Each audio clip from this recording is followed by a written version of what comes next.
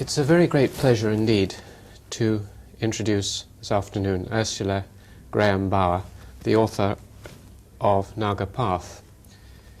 In the long history of great women travellers produced by Great Britain, one of the most notable is Ursula Graham Bower.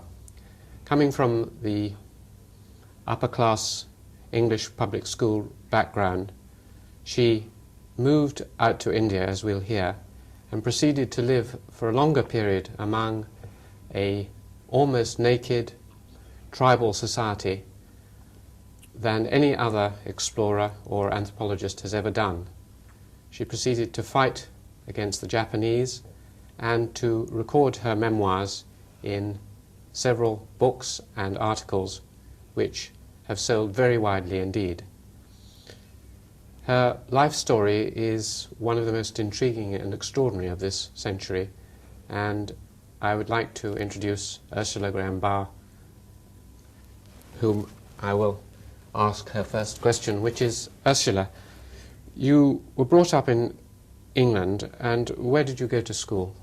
I went to Rodin because I very much wanted to go to university and to read archaeology, which was my original love.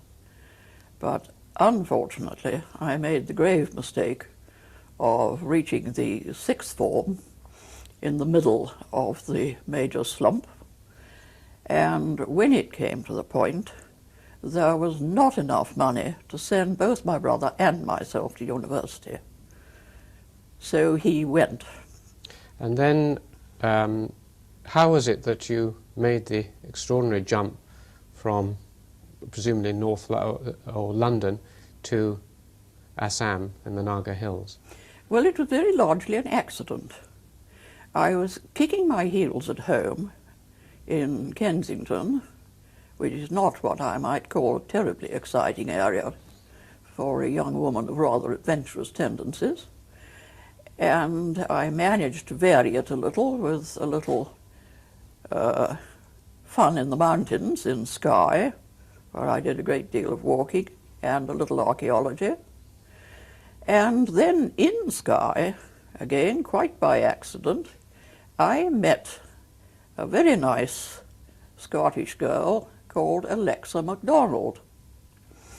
And it so happened that she and I went out with the local crofters mackerel fishing very late one night on Loch Torrin, Loch Slappin it was, underneath the Blavan Range.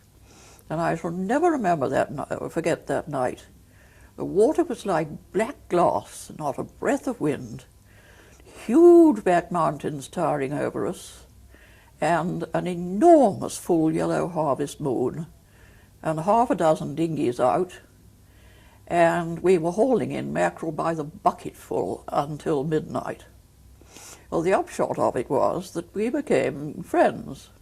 We kept in touch after we both returned to London, where we lived. And then, much to my surprise, that autumn, it was 1937, I got a letter inviting me to go out and stay with her in Manipur State in India, where she was keeping house for her brother, who was president of the Manipur State Durbar. He was in the ICS, and she would like a friend to stay with her for the winter. So, of course, I jumped at this. I may say I thought of India entirely in terms of the Taj Mahal and Delhi.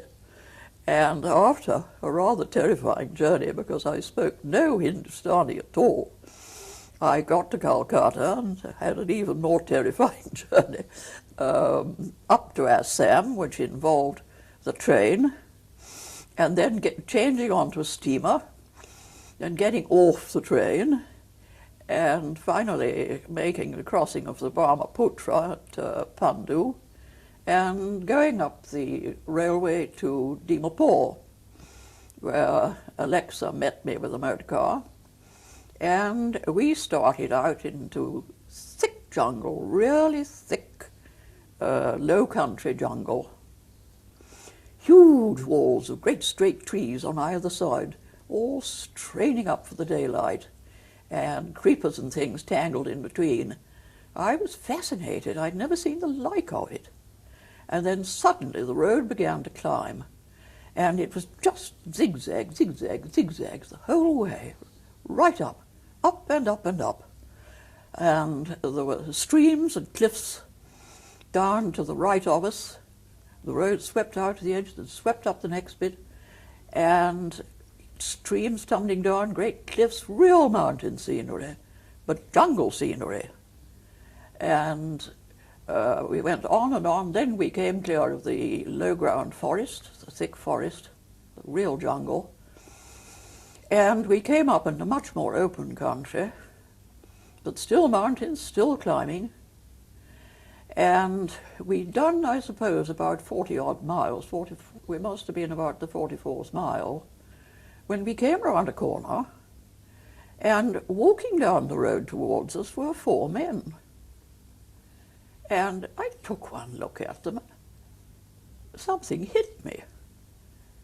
And I said, "Lexi, for goodness sake, who are those?" And she looked very surprised. She said, "Nagas." And I thought, Nagas? Just about, of course. And I could not think. It went clean out of my mind. What did I know about Nagas? Where had I seen Nagas? And I don't know what it was real déjà vu. But it just disappeared as soon as it had hit me. And they were Angamis, all in full fig, wearing these short black kilts with bands of cowrie shells, and bare torsos with great strings of beads. Just one look and they were gone. And I was left with my head fairly going round, wondering what on earth was happening to me. I knew Nagas. I was certain I knew Nagas. Nagas were Nagas. I just didn't know where I was. And then we came out at the top into Kohima, where we had breakfast, and I looked out over that country, and once again the whole thing seemed familiar. It belonged. But how, I just do not know, and I've never found out from that day to this. Well, then we went on. This road was single track then. One had pauses at gates like a single track railway, where different convoys of traffic turned over. Then we went on down and over the top at the pass at Mao on the Manipur-Nagaland border, and then down and down and down until we got to the flat plain of Imphal, which was something very different. And we stayed in Imphal in her brother's bungalow. And then we got a chance to go out on tour into the Naga country with the civil surgeon and his wife. They were going up into the Tonkel Naga country to Ukrul, which wasn't really very far. It was only about 40 miles into the hills. So off we went, and we duly got to Ukrul, and the further I went and the more I saw of Nagas, oh, frankly, the more hooked I got. This is my place and I belong here. And we spent a few days in Ukrul and then turned around and came back again. But that had really put the match to the train. Well, after a little longer in Imphal, which was a lovely little town, Manipuri town, and a little British station and a small garrison, I think it was about a company of military police, the Assam Rifles, their officers, 2 civil service officers, the political agent and Alexa's brother, Randall MacDonald, who was the junior, an engineer and a doctor, and that was the community. Well, we got a chance to do an even longer trip the other way, westward, with the civil engineer who was going out to inspect the roads and bridges. And so we set off. This time we were going into different Naga country and much more jungled, less open country. The eastern side towards Burma is considerably more open, and there's quite a lot of pine wood. More grass and more pines. But as you go westward, you get into much more jungled country. And the next lot we came to were the Kabui Nagas. They are, as I know now, one of three closely related tribes, the Kabui, the Nzemi, and the Liengmi. Part of the Zemi and part of the Lieng are up in the borders, or on the borders, of Nagaland and North Manipur, and the Zemi are in the adjoining district of North Kachar, and the Kabui were in Manipur south of that. So we went across the Kabui country, and little did I know when we went across there that I was to know those people again in very different circumstances during the war. That's another story. We went across this country, and I should explain that all that country, as anybody who was there in the war can tell you, is like walking across a piece of accordion pleating, with most of the accordion pleating anywhere from 3,000 to 4,000 feet high. And the valleys go down to about 800. You take an awful lot of exercise. And we travelled on foot, of course, with porters carrying the baggage. Carrying that stick, actually. Yes, and here it is. This, my faithful walking stick. How many miles is that? We down? reckon about 30,000, at least. It came from Skye, on my adventures there. Started on the Skye Mountains, came from Conister, North Skye, and cost me 7 and 6pence. And of course you can't walk in that country without a stick. And we went clean across, then we came to the Barak River, which is the main river of those parts. Again we went through somewhere I was to see again. A place called Tanning Long, where there was an Assam Rifles post, a stone fort, which was intended for defense against tribal attack. It had a steep bank outside, which was studded with sharp bamboo spikes, which incidentally will go through an army boot if you step on it, to keep off a rush by hostile natives. And I did not realize at the time that in May 1944, I and my coadjutor or co-criminal, a subaltern called Bill Tibbets, were going to command that place. Oh, we went on down to the Barak River, which was a big, smooth river, then at low level. Lovely green water, thick jungle, arches of bamboo of every possible colour. I've never seen so many greens. Grey rocks and bits of rapid and huge pools. Well, of course, the whole point why any officer went to the Barak River was to fish. It was most magnificent fishing. So we fished our way downstream for a week. Alexa and I, seated in a ladylike manner on bamboo rafts, on little cane stools, and from time to time, if we happened to get into difficulties in a rapid, the raft disappeared under water and we were left sitting on our cane stools just above it, looking like all that was left of Noah's Ark. And as it was rather boring floating at slow speed, we each had our knitting. Several times the knitting had to be retrieved with the end of a pole where it got washed overboard in the rapids. And we camped on the banks at night. It was full of game. We got off on an island once just to have a walk. And our escort, the engineer, who was a little further down on his raft doing a few casts, called out to us and said, "I suppose you know there are tiger prints just in front of you going into the grass." Two ladies evacuated that island at very high speed.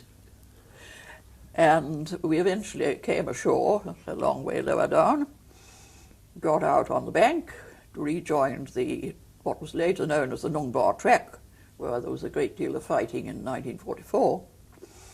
and walked out into Silchar, came back by the very picturesque hill section railway, which later on again I was to know very well indeed, and so back by rail and up this mountain road by lorry and back to Imphal. In Imphal, did you, there was some dancing or celebrations going on in Imphal with Manipuri dancing and so on? Oh, it was that year that Sir Robert Reid, who was the governor of Assam, paid a state visit, Manipur being a native state, and there were celebrations in his honour. And there was Manipuri wrestling, Manipuri polo, which is quite remarkable. There are no rules whatsoever, and if you can't hit the ball, you hit everything else, including the opposing rider. And there was, well, one moment when the ball shot up the pavilion steps, and clean between His Highness the Maharaja and His Excellency the Governor, hotly pursued by two players up the steps on their ponies, which was a thing I have never seen at Hurlingham. And they were very fine Naga dancers, Mao dancers, whom I'm afraid I photographed till they must have thought I was mad. They were so picturesque, magnificent dance dress. And eventually I managed to buy one of the costumes.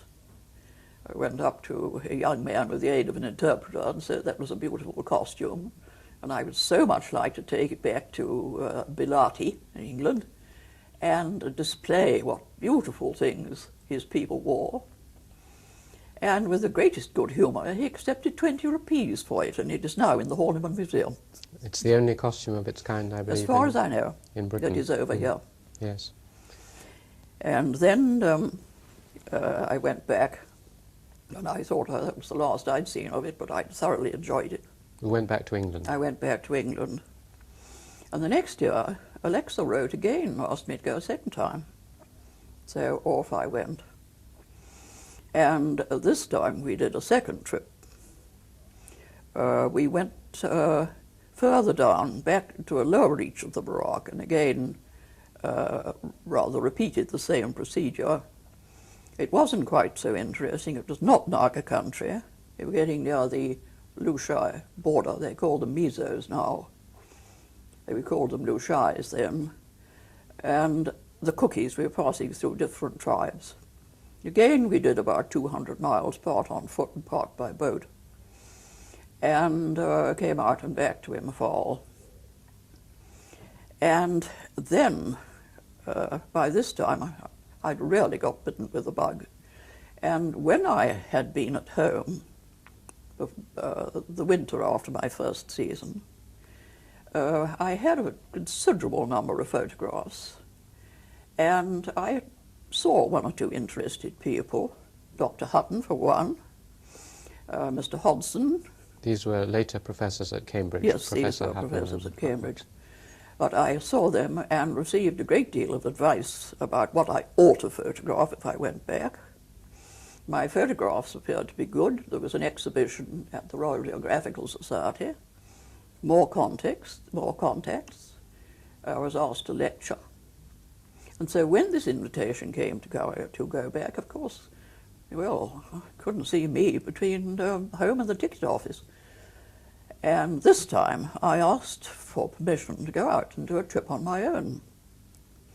Well, this was not a thing which ladies were in the habit of doing. There was a great deal of tut-tutting and firm belief that at the end of about 3 days I should be borne home in a fainting condition. How old were you at this point? I was 24. I was 23 when I first went out in 37. I was 24 when I did my first solo trip. And I went to a Kabui village near the edge of the plains, and they couldn't have been more delighted to be honoured with the presence of an unescorted young lady. They did me proud.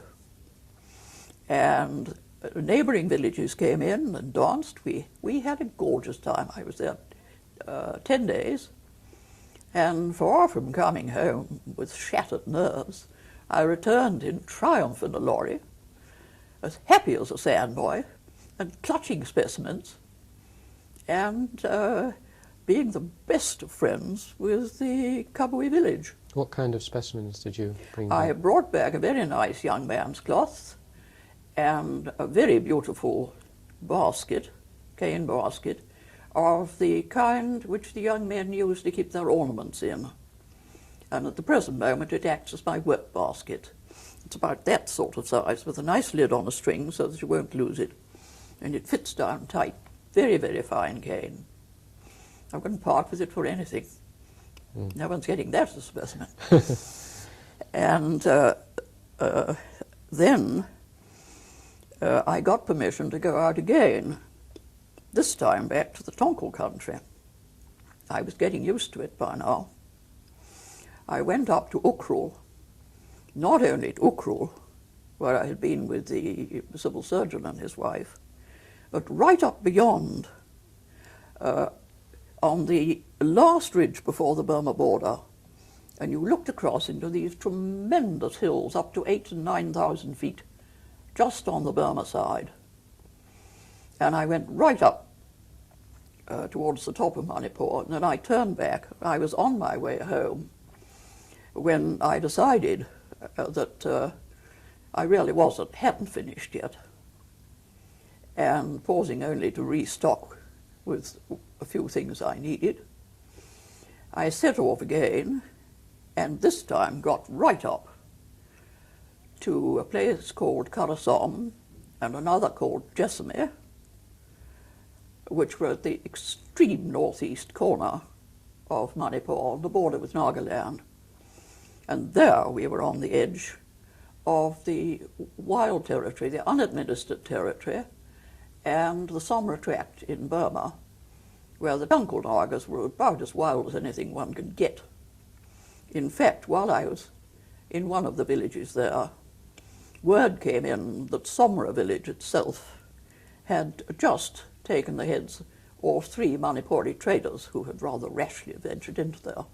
These were headhunting peoples, were Oh, they? very much so. Unadministered and still well at it.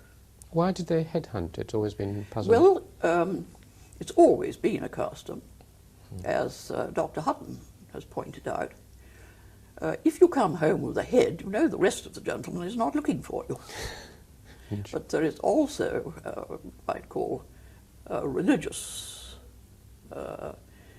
feel to it, that the soul is supposed to reside in the head, and the mana in that head and that soul, That's the power, isn't the it? power, is transferred through various ceremonies to the village which has taken the head.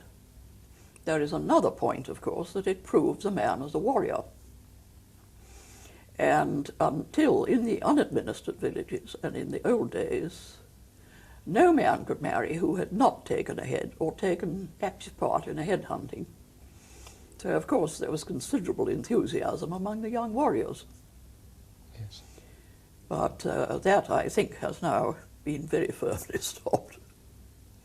But it was still going in the unadministered territory when I was up there. So you're on the edge of a headhunting area, Oh, yes. miles from Imphal, Oh, we were 80 miles from Imphal. by yourself. Then you turned round, presumably, and had to go back to... Well, I'd reached the limit of Manipur. Now, I turned round and had to go back. I couldn't go into Naga Hills, which, of course, is quite a different area. And so I came back by a different route.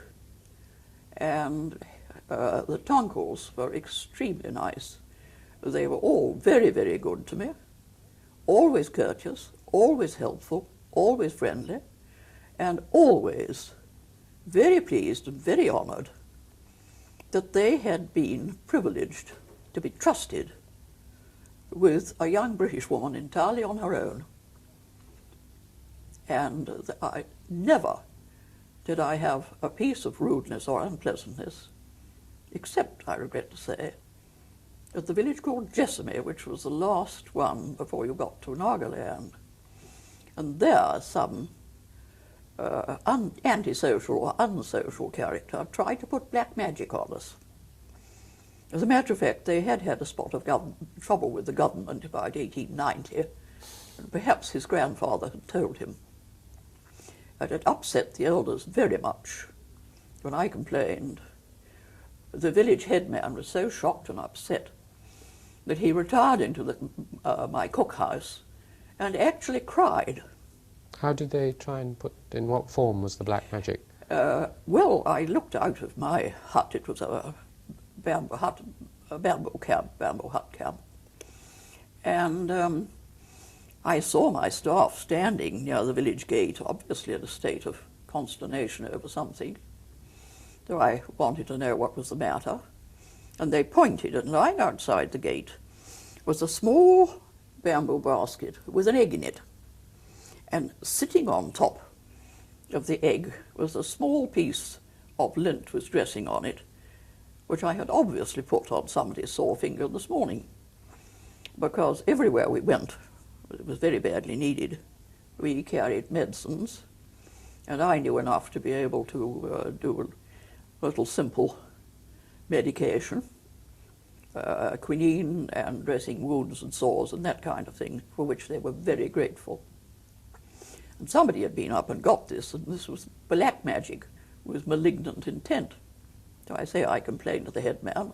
He burst into tears with shame. And I heard afterwards from some of the tonkels I knew that they made inquiries, tried to find out who did it, and nobody could find out. And they resorted to a very old Naga custom to deal with this sort of situation. They got hold of a banana stem, put that in the ground in the middle of the village. The village elders went round and rounded up simply everybody. Everybody. They counted the lot. Men, women and children. And the banana stem represented the culprit. Everybody present was required to curse the banana stem, curse the culprit. The men hacked at it with dowels. The women and children spat on it and cursed it. And the elders made sure that every single person did it. And they were then quite certain that the culprit would die within 6 months. And I was subsequently told by tonkel friends that he did. The culprit, the man they suspected, died. Which was interesting. So Jasami was the one uncourteous village. Well, only one person. All the others were, all the other villagers seemed perfectly friendly. How did you manage with the language? Because Oh, I had an interpreter. who spoke English? Well, I had part of the time a medical assistant from the hospital, but he had to return to fetch further supplies. And meantime, I got along in rather kitchen Hindustani with one of my servants, a Kabui cook, and we managed that way. But later on, when you were there for a longer period, you learnt the native Oh, that tribal was language. after I moved. I moved from Manipur round into North Kachar. I went to see Mr. Mills. Perhaps we better take you back again. You went back to Imphal, Went back to presumably, Imphal. and then and back then went home. to England. Yes. This was in 1930, 1939, April 1939, I went home. and so you were in England when the war broke out. Yes. And you presumably thought you would never get out to the... Well, I was in the London ambulance anyway, so I reported at 4 in the morning to my station. And of course it was the phony war. And both Alexa and I, she was also in the ambulance, after 2 months, we were both getting very tired of knitting interminable jumpers and waiting for a siren that never came. So I decided I was going back to get on with my job. And she also decided she was going back to India, that she'd been offered a post in Delhi. So we went back. What did your family think about you going out to this remote area? Well, I think they'd got a little resigned by that time. Had they put up any objection earlier on, or...? No. No, I think they just decided that I'd gone clean off my rocker, and it was no good. They might as well let me go. I was going anyway. They also perhaps thought there were some eligible young soldiers. That was part of my mother's idea, I think. out there. Because Yes. one of her friends remarked when she was buying me a return ticket, "Oh, my dear, but you never buy a girl a return ticket to India." Well, I had to use mine. So each time you came back, there was a slight frisson of disappointment from your mother. It was a rather sad look. Anyway, so you went out during the war. I went out in December under Golden Convoy, and then found that I couldn't go on in Manipur itself. And so I went to see Mr. Mills, who was Governor's Secretary. He was the great authority on He the was Naga. then he was Director of Ethnography and in charge of all the hill areas. And he packed me off to the district called North Kachar, where there were a group of Nagas called the Nzemi, and they had had some rather mysterious but ethnographically interesting political trouble about 10 years before. And he wanted to know just why this had happened, because well-administered Nagas don't do that sort of thing. What sort of thing was it that they did? Well, it was a new religion. It had started among the Kabui in a village which I had actually visited earlier. A man called Jadunang set up a new religion which was a wonderful mixture of paganism, Hinduism and Christianity, with a sacred python just to top everything off. And then they decided they would have a human sacrifice. And they managed to bag 4 Manipuri traders who were going across country to the town of Silchar in the plains. And relatives inquired after them. No one could find any sign of these unfortunate 4 men, until a Kabui buck went to a party at a neighboring Kabui village, got rather tight, had a quarrel with another young man, and shook his cloth at him, his gala cloth, and said, "If you don't shut up, I'll do to you what I did to the Manipuris." It happened. There was a government official, a road overseer, within earshot, and he went straight back to Imphal and reported the matter. So out came the political agent with an escort and discovered the temple. And after a little excavation, they found what was apparently what was left of the Manipuris. And the ringleader, the founder of the religion, Jadunang, was tried and executed for murder. But his priestess was a young girl of about 15 called Gaidi Liu. Well, he thought she was too young to arrest, so he gave her a good scolding, sent her to the custody of her family, shot the python, and left. Whereupon Gaidi Liu, who was not as innocent as he had thought, lit out for the north, spreading the gospel wherever she went, and rousing the Nagas. Well, they had a grievance, as a matter of fact. And she roused them, not all the villages, the Nzemi among whom she arrived, were divided. A number of them were utterly against it. A number of the less reputable characters decided to worship her, and did. She was thought to be a goddess, She was thought to be a goddess. And she left a trail of havoc and trouble right through the hills, including a very rash village called Hangrum. She told them that she had put magic on the rifles of the small garrison of Gurkhas there, so that the bullets were water and would hurt nobody. Well, the Gurkhas very sensibly had taken away all the spears in the village. So Hangrum charged them down an open slope at 50 yards range, armed with bamboo spikes, with sharpened bamboos.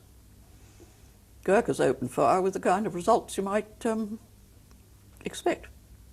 Why they only killed 11 of them, heaven only knows. But anyhow, it was an unmitigated disaster for Hangrum. And it left a legacy right through the hills of dissension and fear. Half the tribe was anti-Gaidi Liu, the other half continued to worship Gaidi Liu, right up to my day. when I was supposed to try and find out what the grievance was. That's why Mills sent me there. Were there symptoms of millenarian There were indeed. cults? They destroyed all their grain, including the seed grain, because she told them that plenty was going to arrive from heaven and they need not worry anymore. Well, needless to say, it didn't. And they were in very grave trouble. And I think a lot of them wished to heaven they'd never heard of her. And she got away into the Naga Hills and was eventually captured within about 30 miles of Kohima, and was sent down for 14 years for aiding and abetting murder. And she was still in jail when I was there. Well, she had told her followers that she would return, even if they had captured her, it was only her shadow, she would return in a shape in which her enemies would not recognize her. Well, it was most unfortunate, but apparently there must have been some resemblance. We were about the same age. She was tall and rather strongly built, and one of her more lunatic followers decided I was the reincarnation. I didn't know this. And half the population appeared quite suddenly to go stark, staring mad. They were rushing at me, clawing at my clothes, worshipping me, calling me goddess, mother. And she complained when she was arrested that she was very glad because now she could have a bath, because they would come and worship her when she was trying to have a bath and she couldn't. Well, exactly the same thing happened to me. I was having a bath, which was supposed to be sacred, nobody near my camp, my hut while I was doing it. And in strolled a vague elderly old gentleman holding a chicken in a basket. Well, I at the moment was standing up in a canvas tub. I hadn't even got a bath towel. My only weapon was a cake of soap. And I threw it at him and scored a direct hit. And my yell of rage brought my interpreter running, by which time I'd got a towel. And the old gentleman was hustled out in no uncertain fashion, and I went out and retrieved the soap because I hadn't finished. And after a great deal of harassment, I found out what was happening and made it very clear that I was, well, as a matter of fact, I went first of all to see Mr. Mills and confessed this to him and thought he'd throw me out straight away. To which he looked at me with a twinkle in his eye and said, well, if they must have a goddess, they might as well have a government one. So back I went. And, well, I discouraged any worship whatever. A lot of them went on, still firmly believing I was Guy de Lieu, but they were a little cautious about it. And, of course, when the crash came, the Japs came in 1942, and I was called in to help with the army, I knew every single bad hat in the district because they'd all been in to worship me. It was extremely useful. You didn't ever feel that there might even be something in it, because the strange link between that sense of déjà vu and that you had been there before and... Not with that most undesirable character, Guy de Lieu. In fact, I strongly objected by the British community being nicknamed the Naga Rani, because that was what they called Guy de Lieu. The Naga Queen, yes. Well, Rani was the Hindustani term, but the Naga Queen. Rani specifically applied to Guy de Lieu. And I took the greatest exception to that and still do. She's not a lady I should care to be identified with. So you went back, and on Mills's advice, you went up to live among the Zemi. Yes. I went up, I had a reconnaissance, and decided that the best centre to settle in was a village called Lai Song, which was at the centre of communications. It was 30 miles from the nearest township, which was half long, and built a camp there and settled down. And I arranged with the village elders, as otherwise I should not be able to see the ceremonies in the village, that I should live inside the official village perimeter. How big a village was it? 40 houses, about, well, I was reckoning 5 inhabitants to a house, roughly speaking. What were the houses like? It was just a village street, was it, with... A long village street with one side branch. It was down, like all of them, it was down the ridge of a spur. And there were 2 big, what they call dekachungs. They used to be the village guard houses. There are men's clubs. The young men sleep there to form a permanent guard in case of attack. They're excused most field labour so that they will be permanently ready for military duty. And the older men, after they marry, use it as a clubhouse. The young men sleep there at night until they marry. And generally speaking, it's taboo for women. But they were very nice. They used to let me in. They counted me in rather, I think, on the Joan of Arc principle, that I wasn't quite entirely a lady, in both senses. And I was allowed in, and again treated with the utmost courtesy. The dekachungs, well, the Zemi name is Hung So Ki, the house of the young men, but in the local lingua franca they're called dekachungs, young men's houses. Again, the elders sit round benches around a big square fire, which is sacred fire and is never used for cooking. At the back part of this great hall, cut off by a partition, is what you might call the headmaster's house. He runs it. It's really very like a English public school in some ways. In some ways. And the boys go there when they're 8. The headmaster's wife is allowed in. She looks after the boys and the children and keeps an eye on everything. And the headmaster is the headmaster and the owner of the house. It's a great honour to be the head of a young man's house. They're tremendous great houses. They rail right 3 times the size of an ordinary house. About 30 feet to the front porch, and they slope down at the back into the headmaster's house. And they were always very nice to me. When I came in, well, the young men are not supposed to sit on the benches round the fire. If there's anyone senior wants it, they all used to get up, go off and sit on the side benches while I sat in the place of honour with the elders. And the houses are occupied. There's a front porch, then there's an inner room where the family lives. There's a man's bed and a woman's bed. The boys sleep on the man's bed until they're about 8.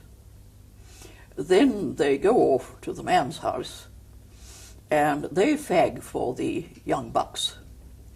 And the warriors, the married men, instruct the young bucks. And the warrior class, the senior warriors, are themselves instructed in custom, law, and religious ceremonies by the old men who form the village elders and council and conduct the courts and generals you see to the running of the village. And there are 2 headmen, a senior one and a junior one, and they are drawn from the descendants of the 2 original founders of that village, the founders' kin. The senior one is nearly always of what they call the Nreame group, and the other one of the rather smaller group, the Naomi. And unless they had those 2 groups, they could not intermarry, because the 2 are not supposed to intermarry at all. At least, of course, they do. But a Nreame man must marry a Naomi wife, although her mother will have been of the other, the Nreame. Because descent is through the male. Descent is entirely through the male. Yes. So you decided to try and actually be part of the community and live I with had to be if I was going to see everything that was going on.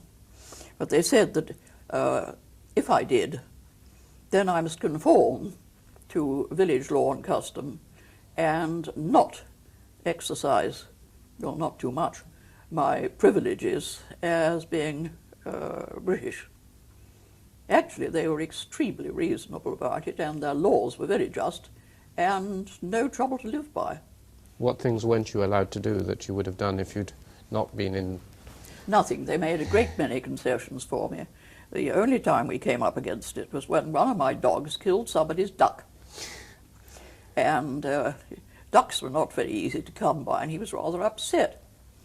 So I offered compensation, but this was firmly refused because it is entirely against village custom to have any sort of suit or compensation against somebody else in the village. It's against the rules, and so I couldn't repay him for a dead duck. What, you didn't actually think of living in one of the extreme would have been to have lived in one of the houses of one of the Zemis, but Oh, no. that would have been too difficult. That would have been too much altogether. Though I have frequently been put up, well, during the war, very frequently put up in Zemi houses because there were no camps. They were very good about our party putting us up. What was the most striking thing, if as an outsider, when you first walked into a Naga village, perhaps not a Zemi one, what struck you most about it? Well, first of all, the people and the costumes, and their looks, and then the houses, the set out of the houses and what they looked like. Of course, they were different if they were a tribe, so were the clothes. And one gradually got more and more and more used to it, though you kept on noticing the differences as you went from one group to another. But after a while, of course, one got to look out for them and notice them. What was most striking about the Zemi looks, the physical looks of the Zemi themselves? Very, very fine-looking people. Their clothes, the married men didn't bother to dress up very much, but bucks in gala dress had to be seen to be believed. What was it like? Well, short black kilt wrapped round the hips, usually tied with a white belt which hung down in front, white cotton belt. Masses of beads and necklaces, a very handsome white cloth with borders rather that colour, rather brighter. Sort of orangish colour? No, it was a bright pinkish red. That has faded. That is a native dye and it's faded. And it had this pattern on it, which is flying swifts. Flying swifts, yes. They regard swifts as lucky, and they build little fans underneath the porches of the Dekachungs for the swifts to nest on, because they say they are lucky, and the sound of their twittering on their nests is pleasant to hear. And one of the sights in the evening were the clouds and clouds of swifts flying over just before going to nest at sundown. That is a woman's skirt. That was mine. I wore it. Have worn it before now. I haven't got an example of a young man's gala cloth, but it's not unlike that, except that it has these borders and a much plainer white central strip.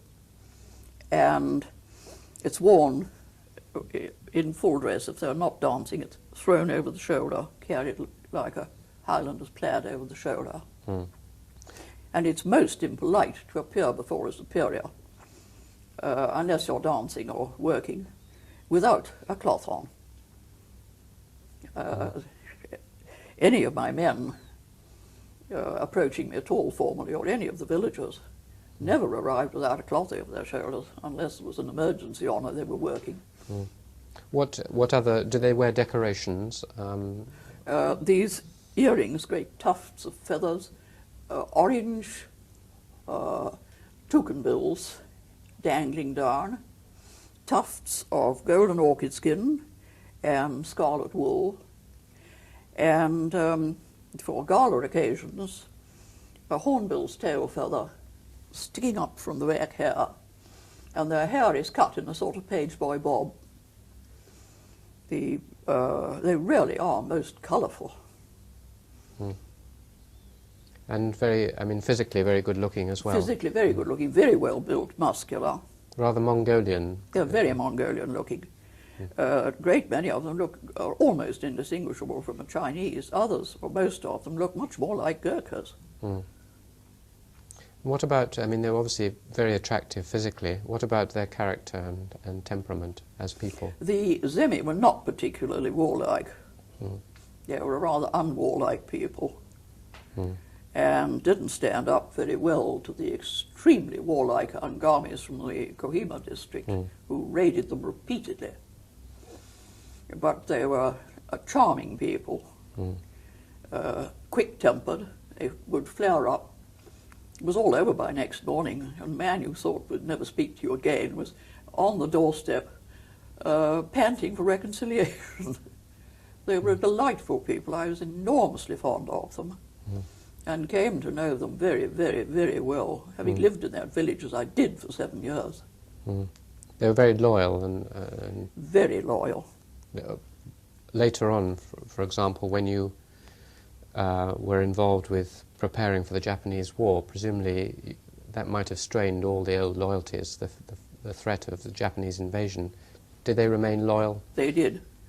It was in April, March 44, the Japs came in. By April, we had the front line, instead of 150 miles in front of us on the Burma border. I woke up one morning to be informed we were now 20 miles in front of it, sharing a large tract of country with Japanese who were advancing towards us. We hadn't the foggiest idea where they were. And we had no troops at that moment. It was only myself and 150 Nagas armed with muzzle loaders, who were supposed to be watching the tracks for agents filtering through. They were not meant to fight at all. Did they turn tail? Stuck it. They didn't turn tail and disappear, or? Far from it. When things were really at their worst, and at any moment I thought the Japs were going to be honest, we should have to get out. My immediate entourage, my bodyguard, asked for 24 hours leave to go back to their villages. And I thought, oh well, this is it. Here they go, and I can't blame them. They were never recruited for this. And they went off. 24 hours later, they were all back again. And after that, for about 10 days, we were having a most hectic time. Troops coming up, patrolling going on. We were hunting for those 50 Japs. We were guiding patrols, myself included, through the paths, searching for these 50 Japs who actually had gone another way, and murdered a friend of mine who happened to bump into them, an officer coming out to join me.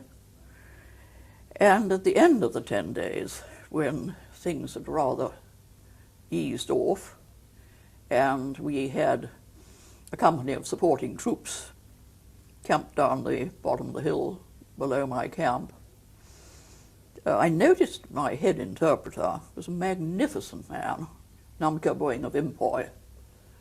Tremendous character, very fine man.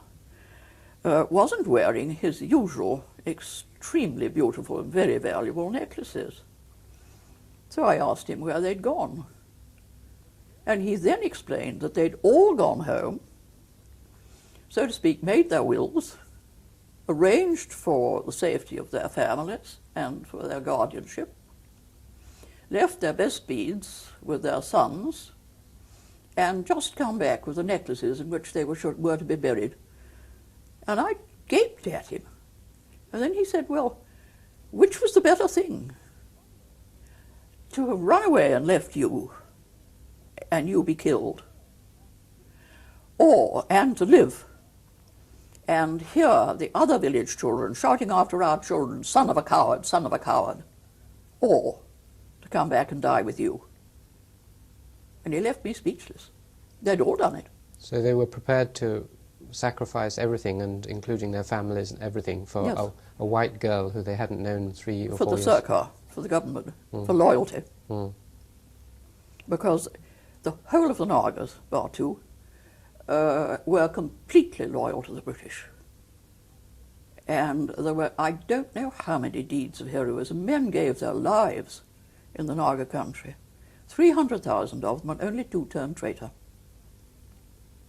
I could tell you I don't know how many incidents of sheer blind courage on the part of the Nagas, not only in the armed forces but ordinary villagers.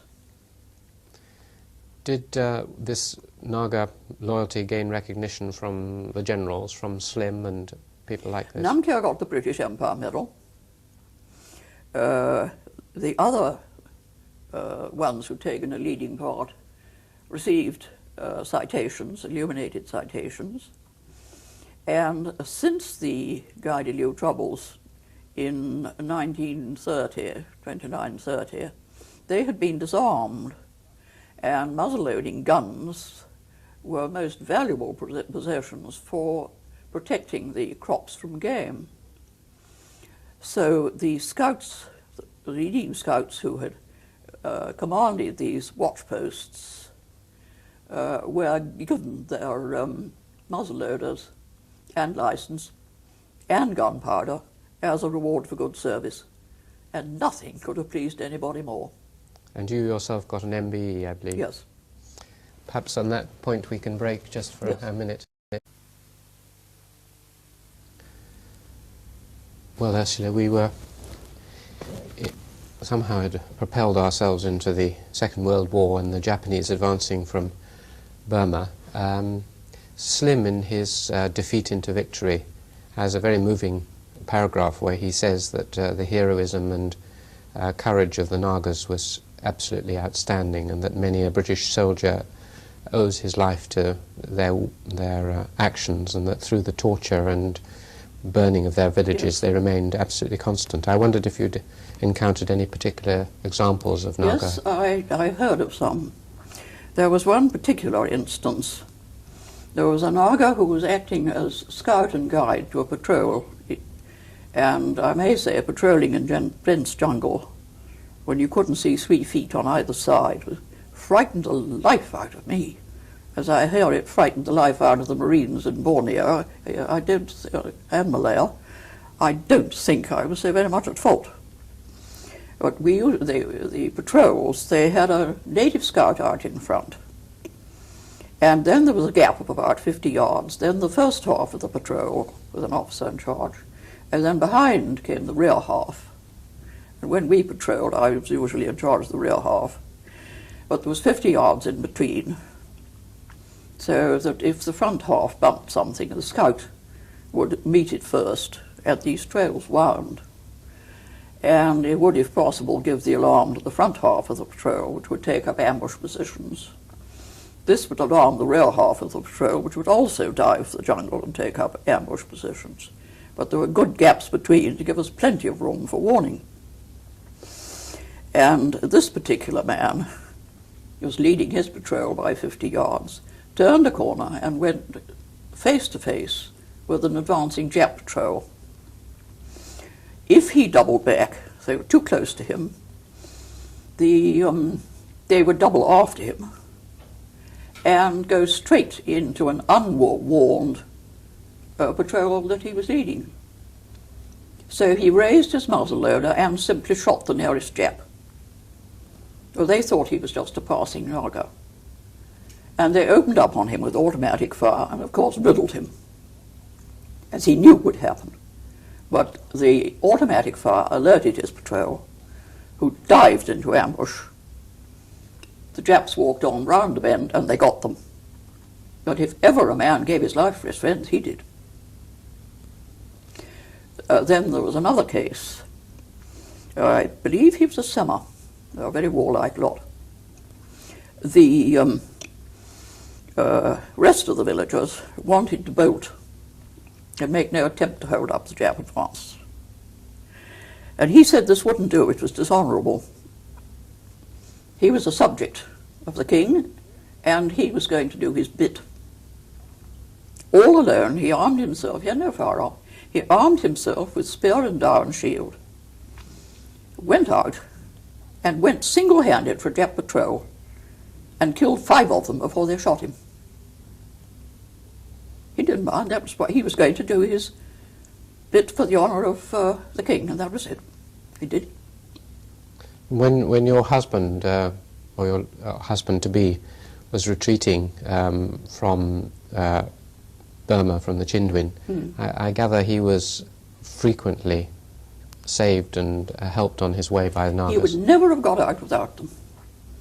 He was overrun right on Chindwin, 200 miles from Kohima, over most frightfully steep country. His camp was overrun, all the rations and everything were taken or destroyed, and he and a small party of Gurkhas had to try to get back to Kohima, and it happened they had just about a Japanese division in front of them to get back. They had to go right through it. And he walked out those 200 miles starving, and at one point he was almost on the point of giving up. He just kept going by taking a landmark a few hundred yards away and say, I'll go there, and then I'll give up, and then another one, and then I'll give up. And he kept on this way. And then he saw a wooded ravine down below him, and that was a cool, quiet, sheltered place. That was a place to go and finish it, just lie down and die. He staggered into the ravine, barefoot, in rags and starving, and went straight into a party of Nagas who'd been driven out of their village by the Japs.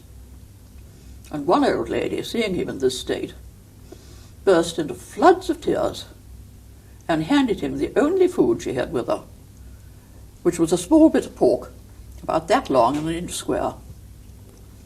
And he sat down and ate that then and there, and on it he carried on for another 2 days. Another Naga village, he got through the Jap army. He'd been right through by then, and missed them. Sheltered him in the village and fed him, so put out scouts, warned him when the Japs were coming, and got him on his way.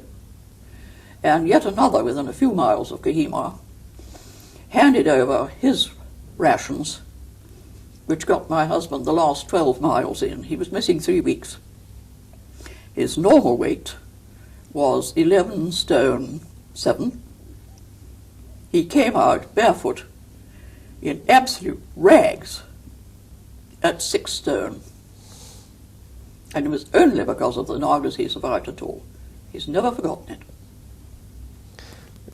You yourself somehow became perhaps the only European lady leading a group of fighting troops against the Japanese. How did that occur? Well, it was, again, that I got off to combatant service was one of those little accidents. As I knew the Zemi very well, they were difficult because of the Guy de Liu business, but I had come to know them and they trusted me.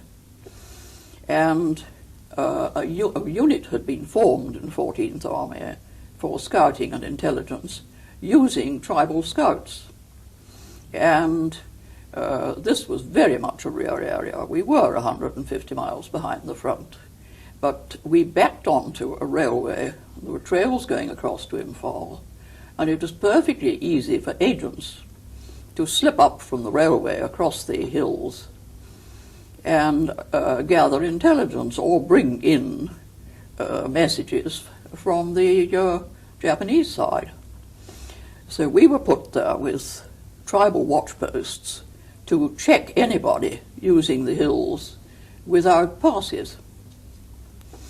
And they were not supposed to fight, they were simply there to stop unauthorized passers. And the idea was that if things got nasty and things got dangerous, a British officer would be sent to take over from me. But meantime, as they trusted me, I was to recruit them and try and run them in. And this went on quite successfully until the Japs came in March 1944. And I was sitting perfectly peacefully in my camp when my head interpreter arrived and said that 2 British sergeants had arrived. There they were, 2 rather hot and restless field security sergeants, who said without preamble, "Please, miss, have you seen any Japs?" Well, as far as I knew, the nearest Japs were on the Chinwin, so this was a little startling. They then went on to explain about the extent of the advance. We did know that they were advancing, but I had no idea that there was anything so close. And a party of 50 Japs had apparently left the top end of the Imphal plain and were marching rapidly in my direction. And as we were on the main track from Manipur out to the railway, and there was a very vulnerable bridge just behind it, behind us, and if that were blown, a vital railway would have been put out of commission for the whole of the war. Things were looking a little nasty. And various troops came up. We went out looking for these Japs, hunting for them. They weren't there. As I say, they turned aside and gone south and intercepted an officer coming out to join me and killed him. And then, after a great deal of toing and froing and a lot of fuss and anxiety and patrolling, we got on a more regular basis. But B-Force, actually it was a top secret organisation, so secret we hardly knew who we were. Somebody was sent out to back me up because the British officers, it was mostly operating, like my husband, who was also in it, on the Chinwin and along the front. They'd all been overrun. Half of them were trying to walk out. There was no one to come and take my place. However, HQ down at 14th Army sent me a signal telling me to get out and get out quick. Well, this took a little time to arrive. Meantime, a company of troops had arrived and were looking for the Japs, and I set out to guide them with some of my scouts. And I sent a cable saying, going forward to look for the enemy, kindly send rifles and ammunition soonest. Weapons and ammunition, I think I said, and rifles. And this crossed with the wire telling me to get out. And when it arrived at V-Force HQ, Colonel Scott, my OC, clapped his bush hat on his head, looked at my signal, which was quite unintentionally pure Nelson, and rushed round to see Slim, slapped the telegram on the desk, and said, "From Miss Bower, sir." Slim looked at it and said, "We must support her."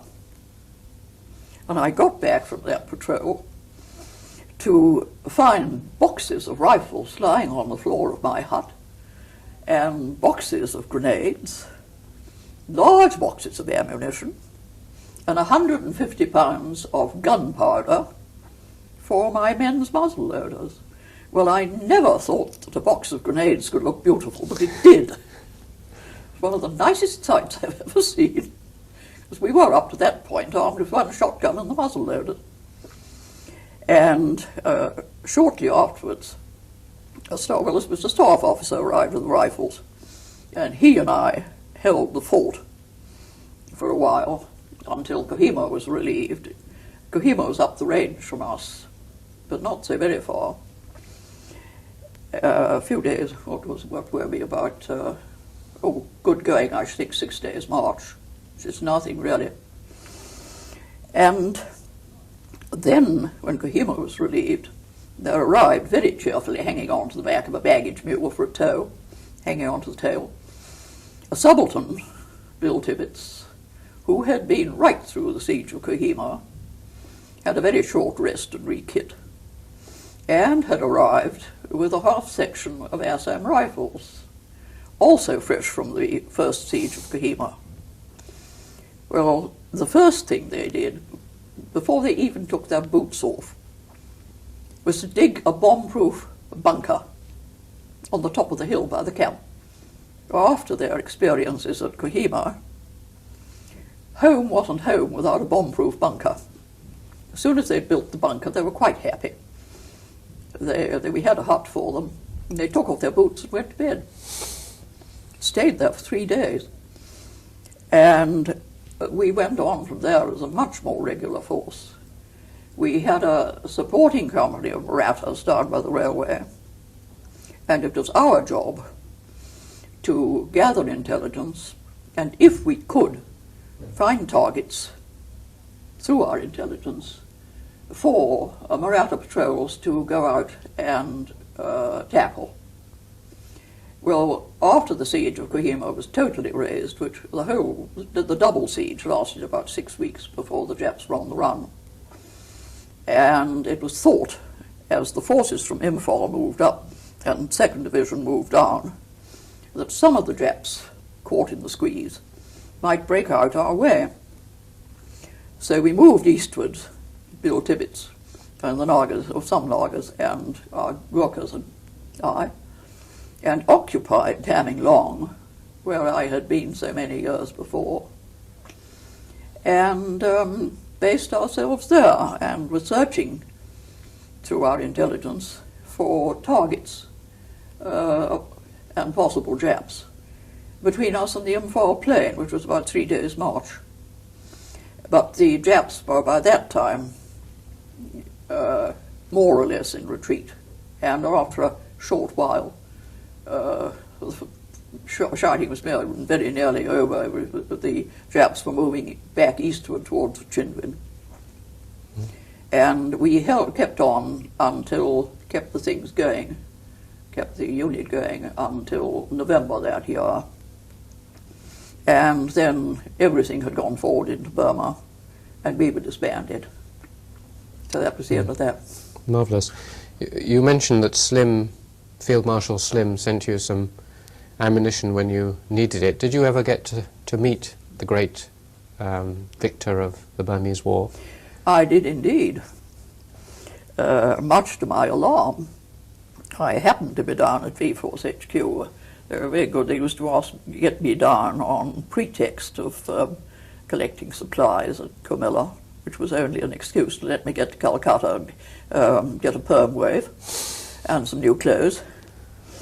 And my CO, Colonel Scott, suddenly came rushing up to me.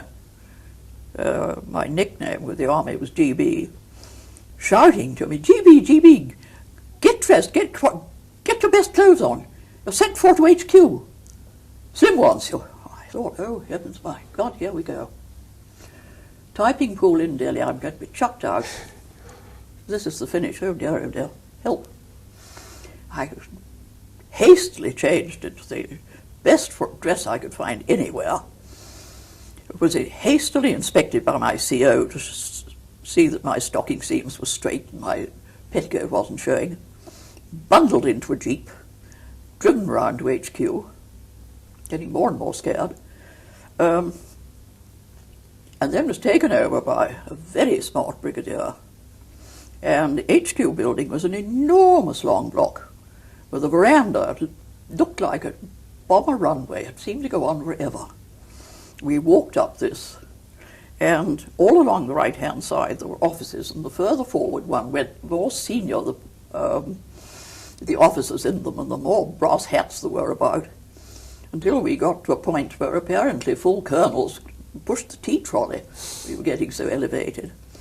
Got to the last office, and the brigadier swung smart right, got beyond the door, which was open this way, so I couldn't see what was behind it, saluted very smartly and said, Miss Bower, sir. And I was so scared I missed my cue. My knees were knocking. It must have been a good 5 or 6 seconds before I could get underway. And I shut my eyes, marched straight forward to where I judged I was about right, and then turned left and opened my eyes. And there behind the desk, looking equally astounded as I was Bill Slim. And he leapt up, held out his hand, shook mine warmly, and said, oh, thank God, I thought you'd be a lady missionary with creaking stays. After which we got on like a house on fire. Was that the occasion, or was it later, that he told you the story of how... On that occasion. The Battle of Kohima was, and the holding of the Burmese was one of the turning points which saved India, and possibly was a turning point in the Eastern War. And he told you something about the Nagas' involvement in that. Yes. there was a very new unit called the Assam Regiment, which had never been in action before. And they had two posts, not very strong ones. One at my old friend's, the Black Magic village, Jessamy. The other one at Karasom, which I also knew. I'd camped a few miles behind. And they were told to hold out as long as they could to try and delay the Japanese advance while defense proceedings were going on in Kohima. Well, eventually there was no chance of their holding out. As a matter of fact, my husband, walking out, passing to the north, heard the firing from that action. And they were told to get out and get back to the nearest British forces as best they could. They slipped out by night. Well, two of the NCOs were Nagas, and they must have been local men, I think. But instead of going back towards the Manipur plain, they nipped off to a local village, got into native dress, went back, found the Japanese HQ, went in with many flattering words about how pleased they were to see the Japanese, to liberate them from the brutal British and all the rest of it, and could they please have a job. And they were taken on as water carriers and sweepers and so on at the Japanese HQ. And they stayed there about 10 days or so.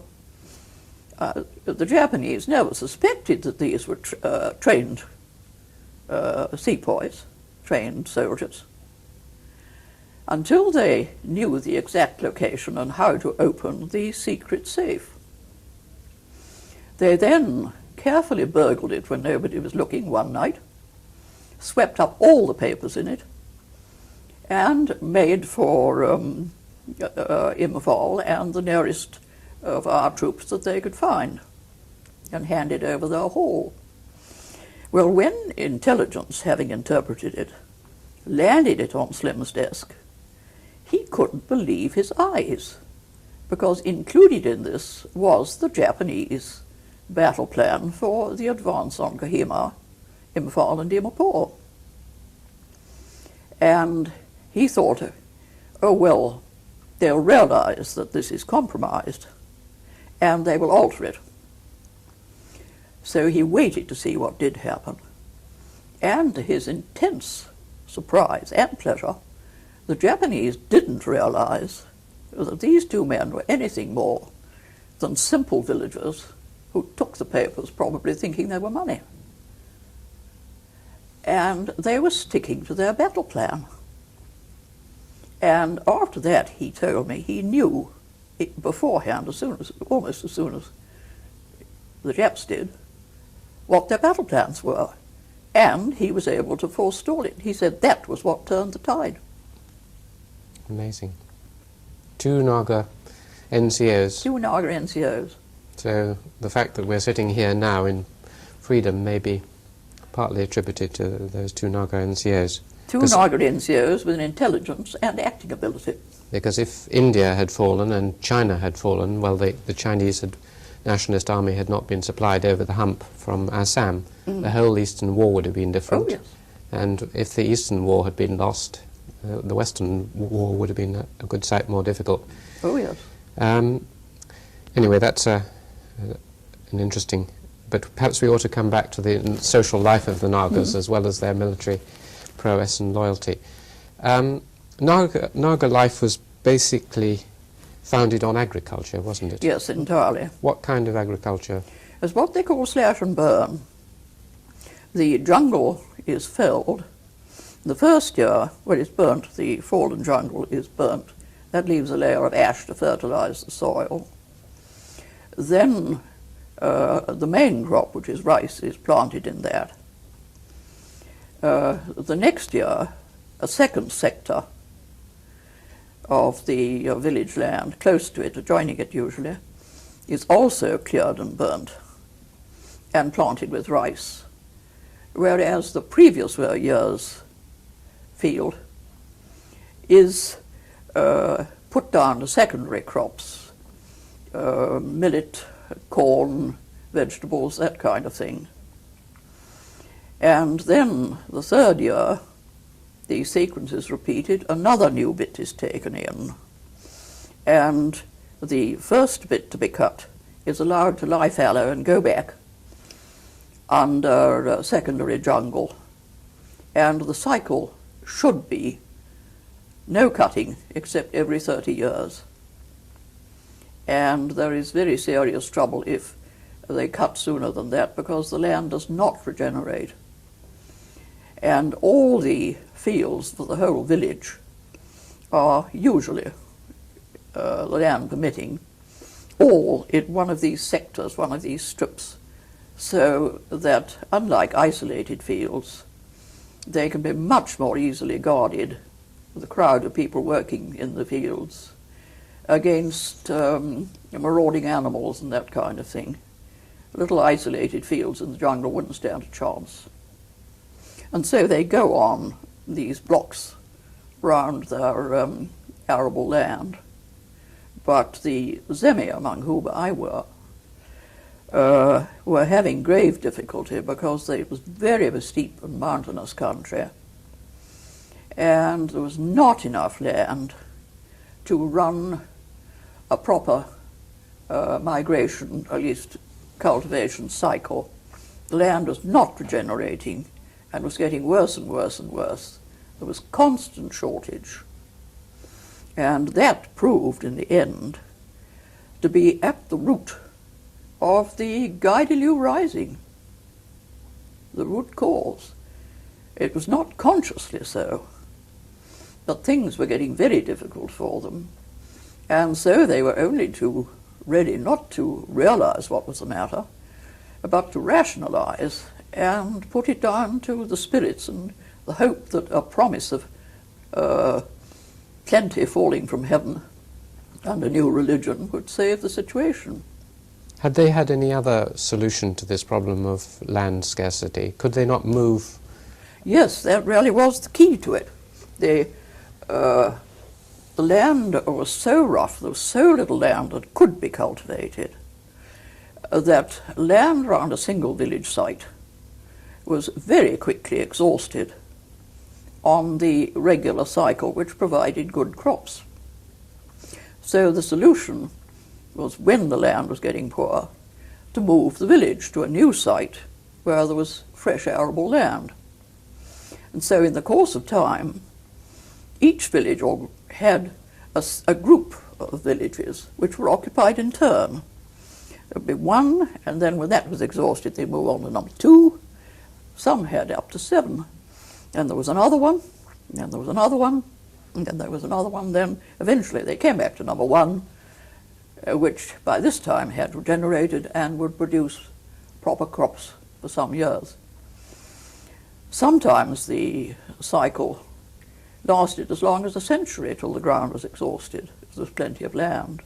If there was very little, it might only last a couple of generations.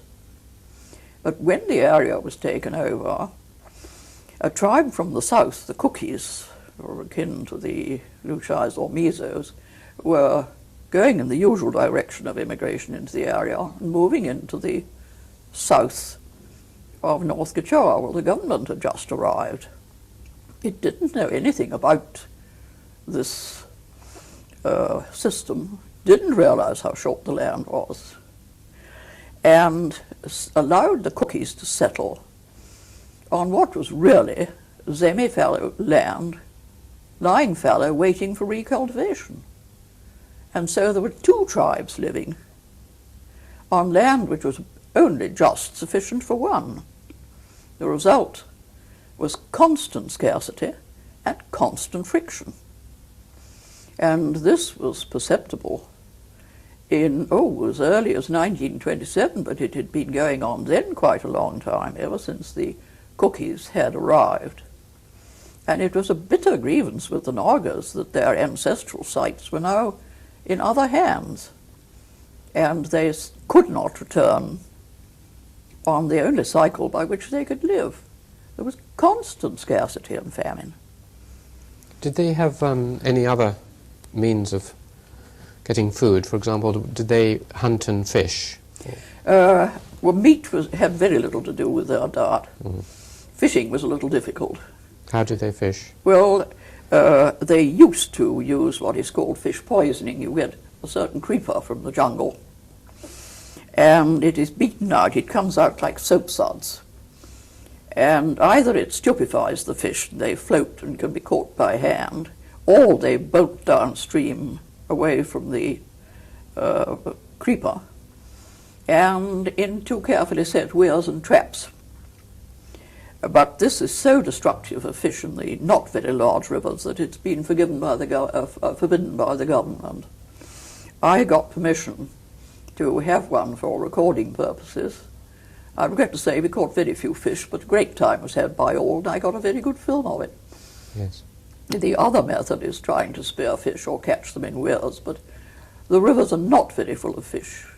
They're quite small rivers. It's the Barak, the big Barak, that's got, over in Manipur, it's got the fish in it. But they also keep some animals, do they? They keep a kind of semi-feral bison, domesticated version of the wild bison.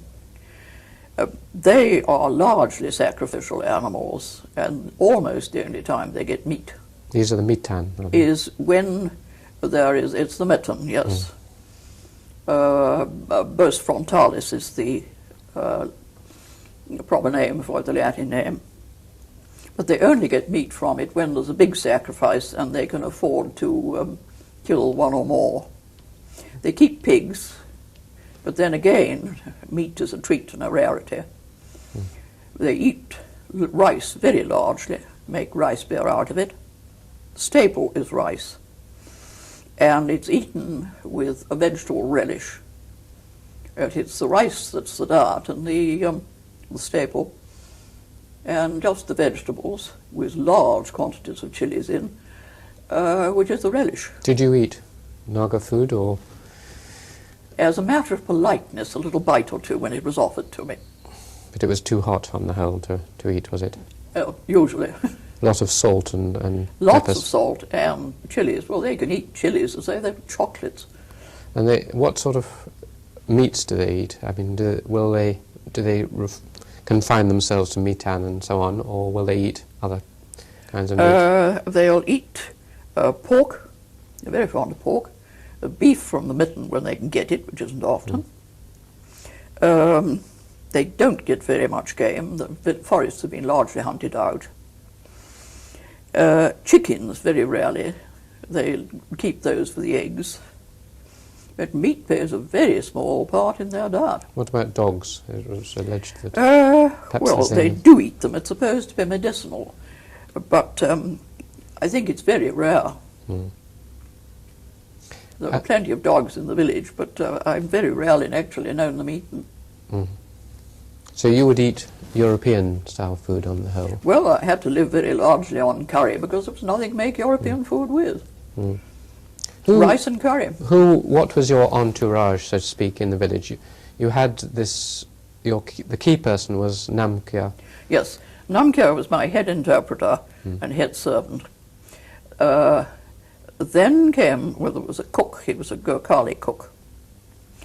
Then there was a dog boy, a man who took the mail to Half-Long Bazaar once a week. It was a 3-day run there and back. Did shopping in the bazaar and came back with the letters. And a gardener, and a scullion who helped the cook. And there were 7 of them. Well, none of the Naga, the Zemi, are very tall. Some of the Angamis are 5'10" and 6 foot. I've never seen a Zemi much more than 5'7", and tall. He was tall at that. And I was considerably taller even than Namkya. He was tall. I felt rather like Snow White and the 7 Dwarfs. How did you maintain the 7 Dwarfs? Because you'd left home at 23, 24. And you were living in the Naga Hills. How did you survive? I mean, you hadn't got a paid job to do this, presumably. I had a small income of my own. As time went, well, by the time I'd put aside, I had 450 rupees a month, which was not a great deal, 450 a year roughly, for everything. 50 rupees a month went aside for medicines because it was absolutely imperative to keep an emergency medicine chest. There was no medical help to be had at all. There was only a small dispensary way down the line with no nursing facilities. There was a hospital in Half Long, but no nursing. The family had to go in with the patient, and they were very reluctant to go because of that. It meant taking your family in to cook your food and nurse you, which they didn't like. Once or twice we had to get people into hospital in emergency, and it took the most fearful threats and bullying to get them moving, and usually I had to pay their keep. But we did save some people that way, too. Anyway, 4 we got in. In both cases, they all survived. One was bare clawed, the other one was a woman with the most ghastly abscess. She would have died otherwise. And then I put aside £50 a year for my annual holiday in Calcutta to get the jungle leaves out of my hair. That was all that you had away from? Yes. I had, well, £50 a year for medicines, £50 a year for my holiday, and £300 a year for myself, 1 large dog and 7 men. It wasn't what you might call a very luxurious existence, but it worked. We got on. Yes, and you had a typewriter as well. Which was always breaking down. Yes. And I had my camera. What kind of camera did you have? I had a Leica 3, which I've still got, and it's still going. It was a good camera? A very good camera. And you took a lot of photographs? I think it came out at about 4,000 altogether. Did you find it difficult to get film? And after about 1941-42, it was practically impossible to get film at all. And once we were through 42, into 42, there was just none. And until well on in 44, where things were getting a little easier, I was dependent for film on any kindly war correspondent who'd spare me a cassette. And very often those were stale stock and failed to survive the conditions of the monsoon.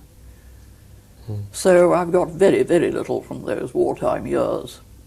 Nearly everything was taken in Manipur before I came to North Kachar, or in the first 2 years in North Kachar. And you also took some movie film? Yes. I got about, let me see, about 2,000 odd on the Zeminagas, something like that. 2,000 feet? 2,000 feet, yes. And there again, it was terribly difficult to get 16mm colour film once the war had started. And absolutely every frame had to be husbanded. And you didn't even have a zoom lens or anything? You had to take it all with one single lens? All with one single lens. A zoom was, well, practically unheard of. I had a Bell and Howell, which did me famously. Never went wrong. But I very badly wanted. They had a Bell and Howell with a turret head with 3 lenses on it. I wish I had had that. But I just hadn't got the money to buy it at that time. Did you find that the Nagas in some areas, they were very camera shy and they didn't want to be photographed? Did you find that with? Not really. Quite often the women were a little bit reluctant and used to squeak and run. The men were not in the least bothered. When I was up in the Tongkol country in my earlier days in Manipur, I saw a girl who had obviously come across from the unadministered territory around Somra. And I was longing to get a picture of her. She was something very different. She had huge discs of crystal hanging from her ears. They had a slit in them, and this was slipped through the earlobe and turned so that the slit was underneath. And these great crystal discs that size were hanging from the earlobe. And she had bits of cotton thread across her head to help take the weight. And I was trying to stalk her. She was talking to some of the villagers, and I was and sort of gazing at the distant view and pointing the camera and pretending I was looking at that and hoping to swing round and get her. And unfortunately she turned and saw me and ran, so I missed her. Mm. And towards the end of this time, or sometime when you were actually filming with your movie camera, you came across the sort of conflict that anthropologists often have between being participants and being observers. You were observing with your camera, but you were also watching a huge rock Oh, yes. being pulled in. What happened when you... Well, of course, it was part of the stone dragging ceremony. They've got a sort of, well, now don't put up, there is a very near Stonehenge in one part up near Kohima in Nagaland. I never got to see that. It's a remarkable sight. But they bring in these huge gravestones. They still do this stone dragging. And once you've seen it happen, you realize that Stonehenge is not as impossible as you think it is. Though they're nothing like as big as Stonehenge, nothing like the stones there.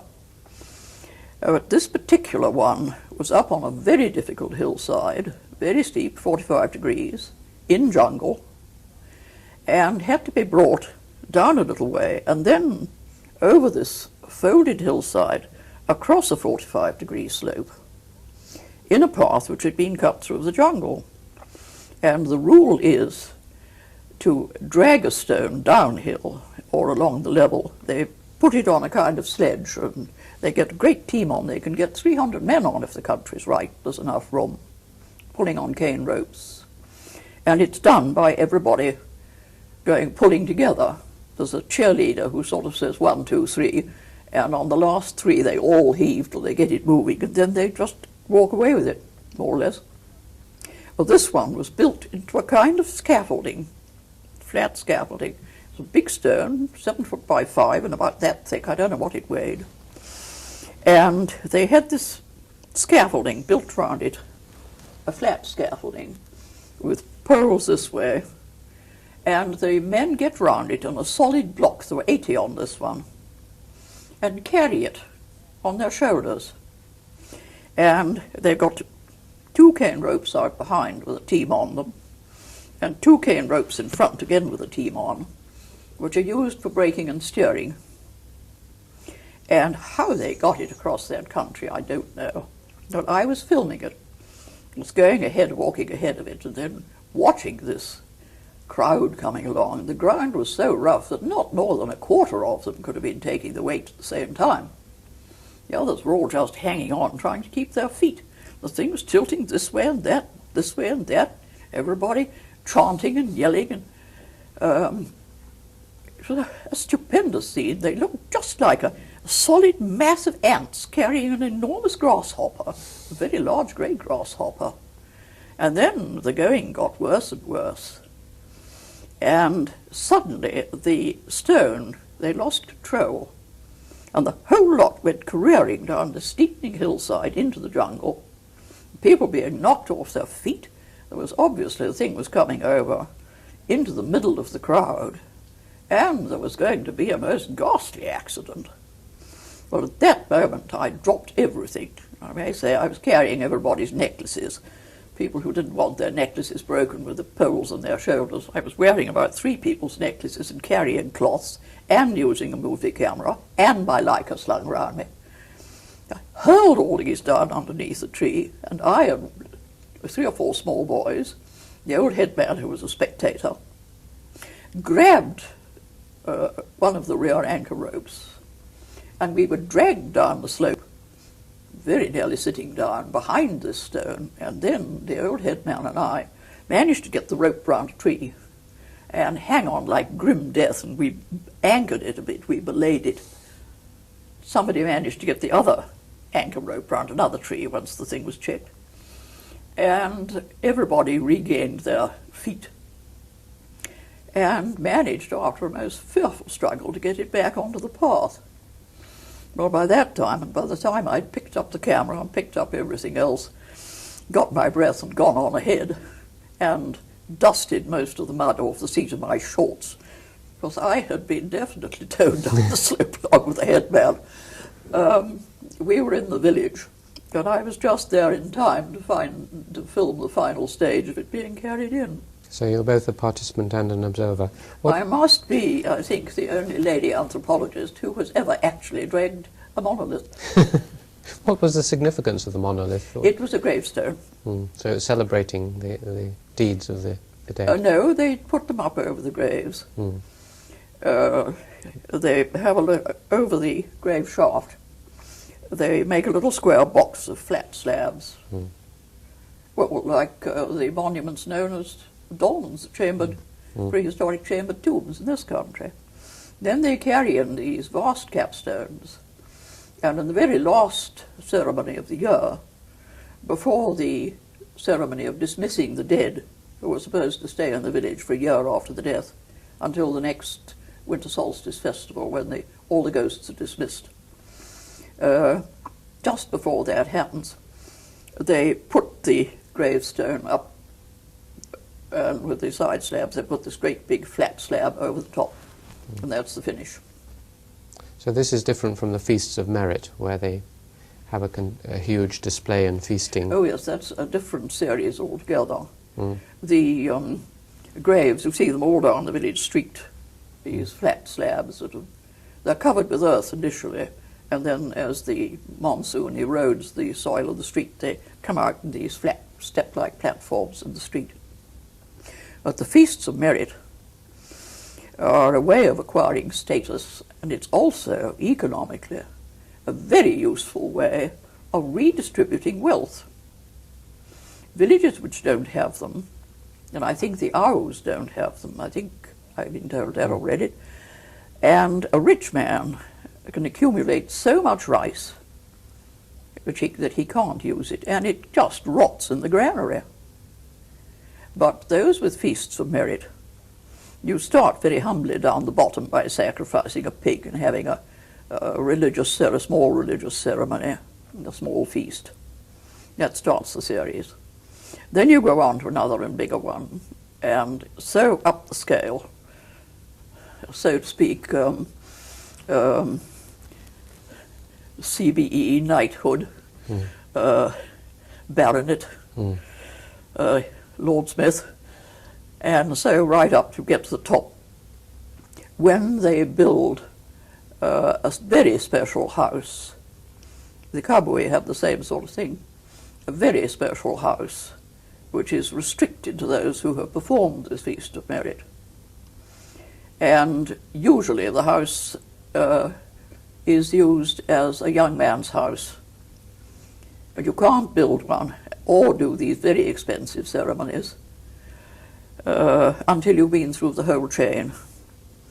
And there's one even greater one, but it costs so much money that it had never been done within living memory. And though we had a very good search, we couldn't find any old gentleman who could remember the proper ritual. Do they obviously display their prowess and their wealth through feasts of merit? Do they have the custom of displaying their sexual prowess in some of their costume, as do some of the Naga groups? Well, a young man must not put up a hornbill's feather in his hair if he is a virgin, otherwise his hair falls out. They also put up rows of small stones, little stone rows, outside the villages, celebrating the gentleman's love affairs, but in honour of a dead man, that is, just to show what a fine man he was, each one representing a lady who succumbed to his charms. But there they needn't be absolutely accurate. They can add on a few just to make it look a bit better. But there is another ceremony in which he has to don a headdress. I forget exactly how the tally is shown, whether it's hornbill's feathers or what. But there, he has to go out into the open and between heaven and earth swear solemnly that his tally is absolutely correct. And they dare not violate that. It's got to be correct. They don't have this fourth layer of cowrie shells. No, that's the Angamis. The Yeah. Zemi don't run to that. They have the headdress, and they have the stone rose. Yes. They also decorate, they don't decorate their skirts with the human hair and other hair, but do they do that with some of their weapons, with their shields, for example? Oh, the headhunter's shield has got human hair on it. There was only one village that I came across, though there may have been others further on into Manipur, and that was Magulong, which was one of my favourite villages, very great friends of ours. We had a watch post there during the war, very fine village. And they had fought on the British side against the Cookie Rebellion in 1917, on which occasion the young men took the opportunity to get heads. I forget how many there were. I think 6 or 8 of them got heads.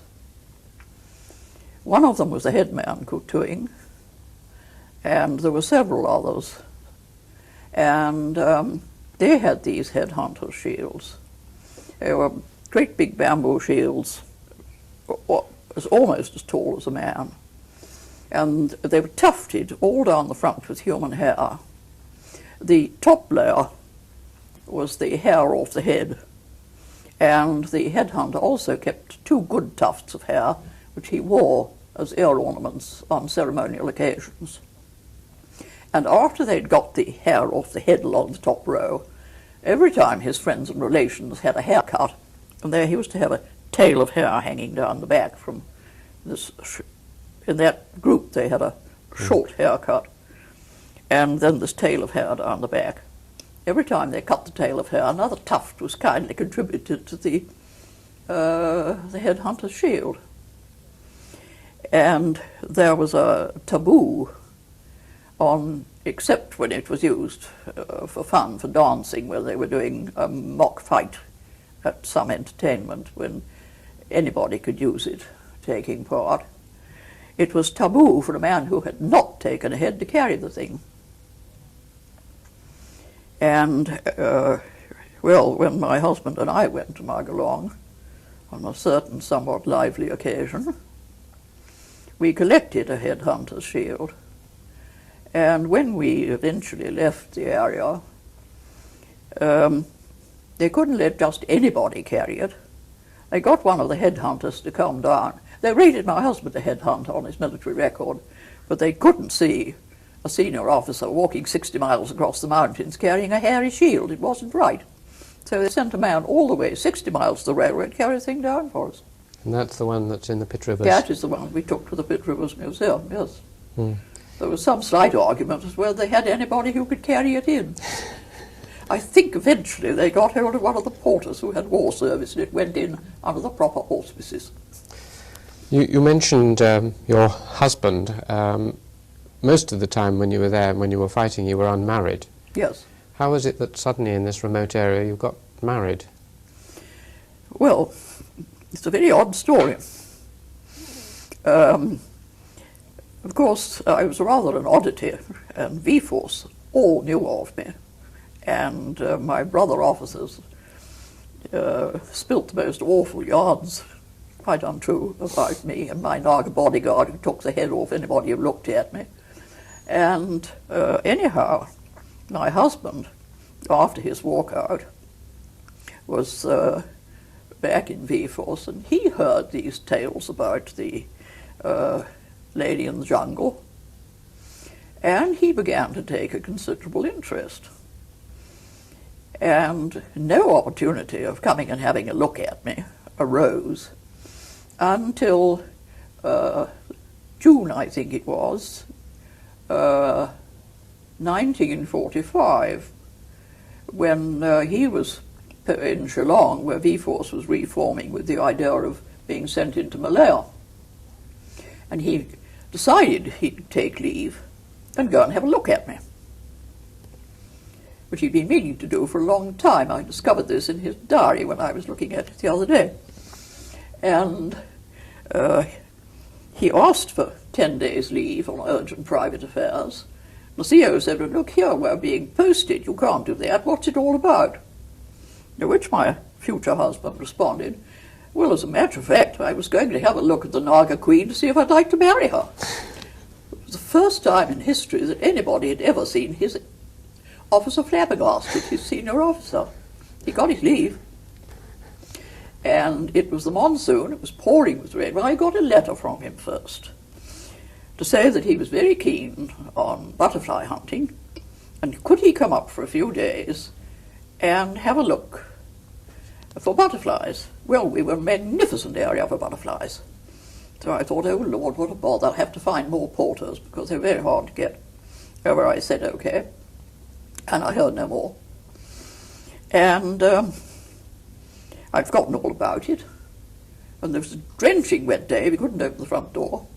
And Namkya arrived with an air of extreme disapproval and said, there is a sob outside. So he was announcing the Loch Ness Monster. And I went very cautiously out of the back door, because it was pouring, and looked along there at the edge of the camp. There was a very long, thin, and extremely wet colonel, and one small, and even wetter, gurkha orderly. So I thought, oh heavens, it's this colonel. Now what on earth am I going to do? What a nuisance. So anyhow, we got him in. We turned the orderly into the cookhouse and the Gurkhali cook. And I got him in, Tim in, filled him up with tea. And the next day, it was fairly fine. And I directed him to the valley where I knew the burst butterflies were. But he seemed remarkably reluctant to go butterfly hunting. I got really annoyed with him. He would not get off the premises. He would keep sitting about in the veranda and asking me to point out places on the map. And I was really getting quite cross about this. And finally I managed to chase him off the premises on the fourth day. He went down into the valley with his butterfly net and returned unexpectedly earlier. And I was in the kitchen with the cook, busily engaged in directing the making of a cake for my guest's tea. And again Namkya arrived with a most disapproving expression and said, the Sahib wants to see you. And I went out, and there he was, in a brand new clean uniform, not the one he'd arrived in, pacing up and down, between the bungalow and the vegetable garden. I thought, oh heavens, I suppose he wants to go, and there are no porters, everybody's in the fields. Oh, what a nuisance. There was I, flour all down my jungle green trousers, and went out to him, and we were sort of pacing up and down. My mind was on the cake. And all of a sudden, just as we were opposite one of the flower beds, I realized to my amazement I was on the business end of a proposal of marriage. And I was so startled, I didn't know what I said. I think I just said, or something to that effect, which was taken as acceptance. So you duly got married, and then... We duly got married. Well, we were engaged in 4 days. Then he was posted. I went up to Shillong. Well, this time I'd got cold feet and was trying to get out of it. Met the Mills family. Asked Mrs. Mills in agony how I was going to get out of it. Said, no, but my dear, you must marry him. He's an absolute darling. He's been calling us. He's an absolute darling. You must marry him. Which flattered me.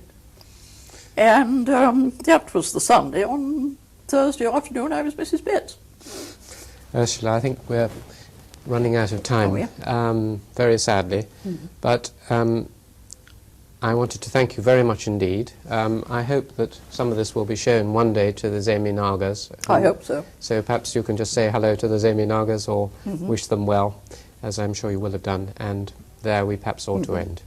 Thank you very much indeed. Oh, Azamalu! Sabamloi! Sataranoi!